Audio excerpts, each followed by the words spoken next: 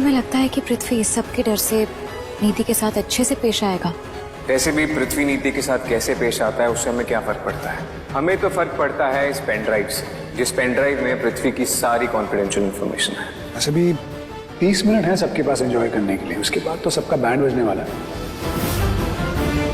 नीति और पृथ्वी को हम एक्सपोज कर देंगे। फाइनली पूरी दुनिया के सामने पृथ्वी अग्निहोत्री बर्बाद हो जाएगा।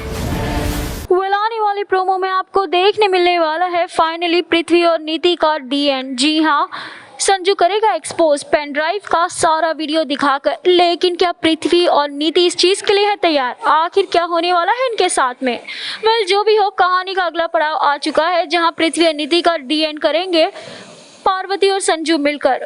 इस एपिसोड को देखकर आपकी क्या राय है हमें कमेंट करके जरूर बताएं। ऐसी और भी लेटेस्ट अपडेट के लिए चैनल को सब्सक्राइब करें and do hit the bell icon.